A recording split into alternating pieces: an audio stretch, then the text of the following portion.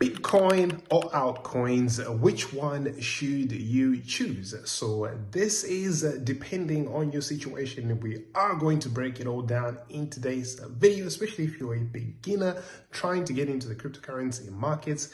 This year, we need to talk about cryptocurrencies that may feel like a maze when you're starting out, right? Should you buy Bitcoin because it's a digital gold kind of instrument, or is Ethereum the future of technology with its smart contracts?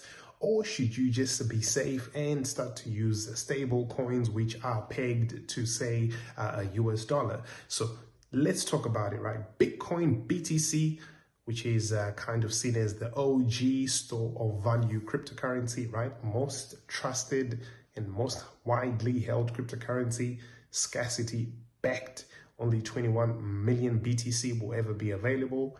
Great for long-term holding. It has been the most successful return on investment asset over the last 10 years, right? The downside to that, okay, it is slower, more expensive to send when the network is clogged up, right? It's not ideal for daily transactions. It doesn't support smart contracts, okay? So beginners who want a long-term, low-maintenance asset to just HODL, which we call, hold on for dear life, just to keep for long-term. I think BTC is that asset. If you want an asset where you are actually maybe saving your excess cash in, because it looks like it's always going to be in the long term on an upward trajectory in terms of giving you more buying power relative to fiat currencies, right? Like your local currencies. So Ethereum is seen as a smart contract asset, right? Powers DeFi, decentralized finance, NFTs, dApps. More flexible than BTC, I think you would want to say. Huge developer base, the user base. Volatile gas fees, right?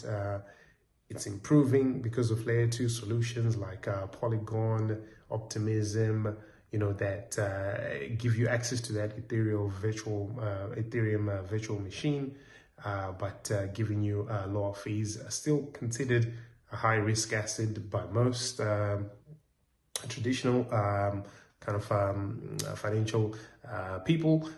Curious beginners who want to explore DeFi, NFTs, and smart contracts tend to go for Ethereum. So stable coins, things like USDT or USDC, where you are really looking to avoid as much volatility as possible. USDT or USDC is pegged to the US dollar, for example, useful for trading or saving to get yield on that, or especially if you come from economies that have a higher rate of inflation relative to the dollar, where you might just want to maybe instead of saving in your local currency, have access to a dollar denominated asset, right? So you've got a lower price risk there, but of course, like I said, it's backed by US treasuries and a whole bunch of other mix of assets. So depending on whether those entities that issue those stable coins are actually stable and hold the reserves that they do, it might not be as stable, because we've seen other stable coins depeg in the past, right? So these are, stable coins pretty much not designed for like high growth, right? They're centralized in many cases, subject to a lot of regulatory risk as well. So cautious beginners want to explore crypto without the roller coaster might find stablecoin something favorable, or maybe you want to do cross-border transactions, maybe pay merchants overseas. Stablecoins would work perfectly for that. So let's talk about the features here. Bitcoin potential upside is high, right? Ethereum also very high. Stablecoins low, unless you get good platforms that can give you yield on your stablecoin. Risk medium with Bitcoin, right? Ethereum maybe a little bit higher. On stable coins, maybe a little bit less, if you would say. The learning curve low with Bitcoin. I think Ethereum may be a little bit more sophisticated if you are getting into things like DeFi, but custody as well. Bitcoin, you can self-custody. Ethereum, also stable coins. And yeah, if you want to get, in places where you can really start trading, depends where you are. You can use platforms like Luno, Bybit, Binance, XT.com, Gravity, GRVT. You can use MEXC, Tapbit, KCEX. So many platforms. You can check out the links to see where you can get the best deals with those platforms. So don't overthink it.